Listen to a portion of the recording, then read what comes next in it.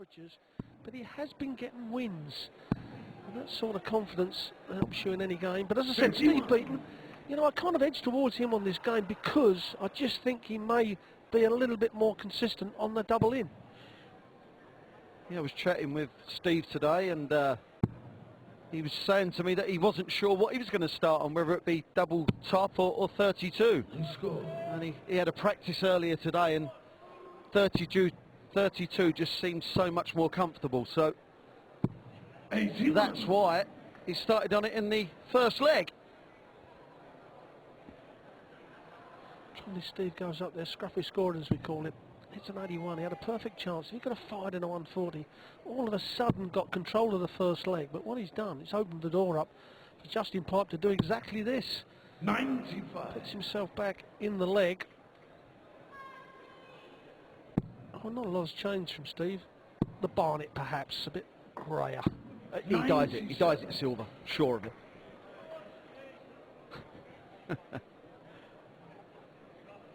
2004 semi-final, Steve Beaton. Justin Pipe, 2013, lost to Chisnell.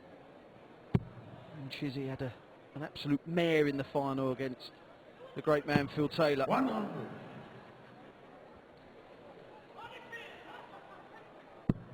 Expect this to be played at a bit of a sedate pace. 26.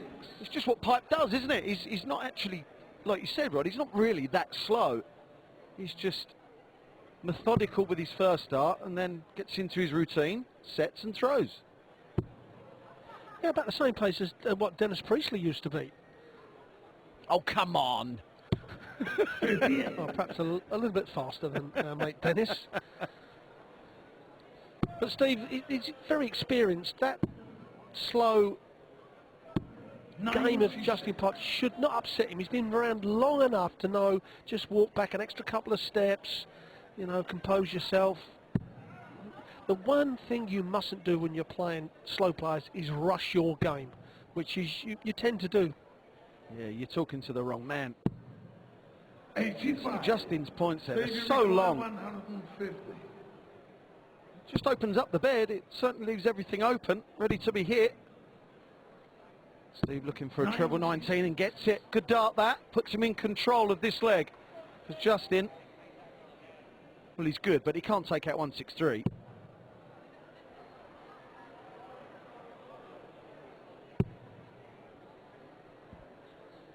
Well, unless he hits a treble, he's not going to put a lot of pressure on.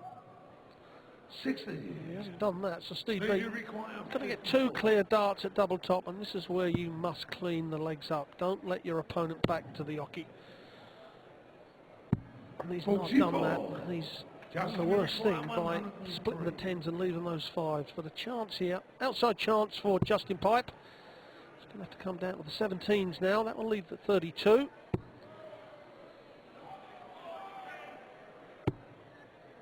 I went for the bullseye, but no harm done. Steve, you require 10. Double 5. Single 1. Double 2. Never easy for a big man. 6 scores. And Steve is quite tall. He's bordering on 6'3". This would be a real nick. Could be charged with theft if he wins this. Oh my. 47. Steve, you require The player is getting very close to the doubles, but Steve, he's got another chance. And now he's up at double 1. Top wire is the... That's not a bad guide. Should find the double 1 from there. And well, he should have done. It was a perfect guide for Steve Beaton. But now Justin Pipe back up to the top of the board, this time at 5s, and that doesn't help Wayne, does it, with the flight and the barrel hiding the double up? No, it doesn't, and... No score. Well, that was interesting, because I'll tell you what, I think if I was referee, I'd have called 5 scored, because that last dart was thrown when he was halfway down the hockey. In my opinion, that was an illegal throw. His foot was clearly over the hockey, he was halfway down it. Anyway. Thank you. Gets away with it, wants double 5 again. It's got to be easier to hit this time. Wasn't as bad a marker as the first time, was it? So Steve, you require 4. Well, the foot actually didn't touch the floor before he let go. okay, I'll give you that one. Oh, this game. Oh, Steve Beaton. Steve, 33 dart first leg in his second match here on Tuesday night. No, it's Monday night, sorry. It's normally Tuesday. Second day of the Grand Prix. We know that was a long leg, but come on. No, it is now Tuesday. Rod Harrington, he's lost track of what day it is. We're in October as well, Rod. Right, now, in all seriousness, 99. for Steve Beaton, he's won a poor leg, but, Rod, we know the effects of losing a poor leg. It's horrible, isn't it? It can drain your confidence, sap you. Yeah, it certainly can. It can put your mind all over the place, where Steve Beaton thinks, well, I've still won the leg, let's get on with it. I've got a little bit of luck on my shoulder. And that's a better dart from Steve. Looks like he's playing on the new set of darts as well. They look nice and shiny.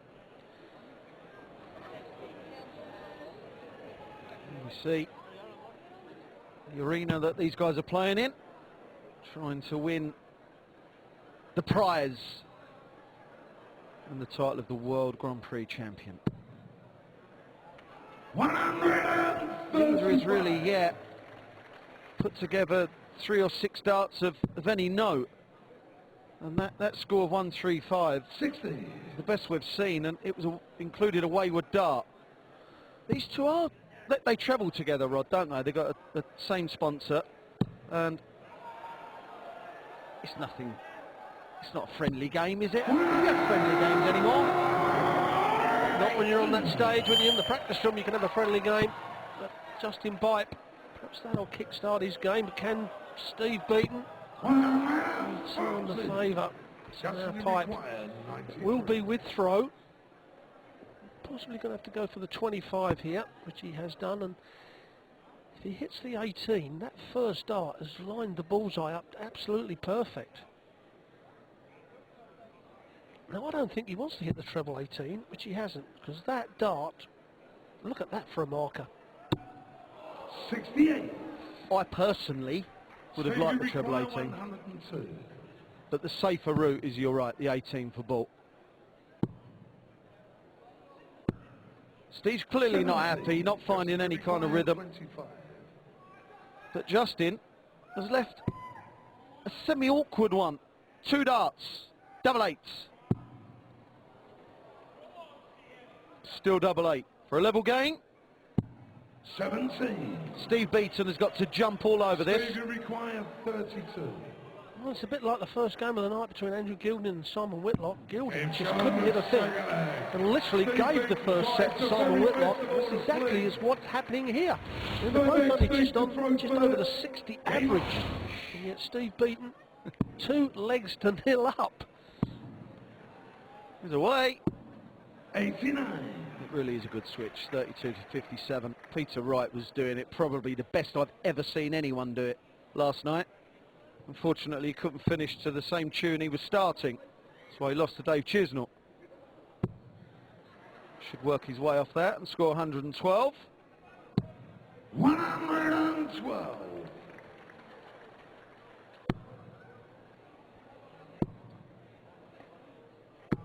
Well, a few times Steve Beaton's first dart has been in perfect position, but just not using it, under pitching. I'd rather see the dart go above the treble 20 than below. You know, if it goes below, it's never going to get there. If you're pitching it, over pitching it, there's always a chance that you get a little deflection or skid in the corner. Yeah, even though he's 2-0 up, he's struggling, Steve, isn't he? But you get the feeling that now he's starting to find something. So 6 straight darts with a ton and a 140 with an 89 to start. It's a good leg from Steve. Another 140 will leave 32, and the first set is at his mercy. Well, you see the last dart, he tried to just dink it in, and can't do that, Steve, you know that. But he has still got the advantage. Justin Pipe needs a 140. The way the game's going, even to hit just a ton, the 1-2-1's going to be too much. 60. So the 1-6-1 will be too much, so Require 112. possibly 6 darts from 112 for Steve Beaton. Just don't miss a big number. Oh, now it's double 16 for the set. 96. Justin He should come require back, though. 161.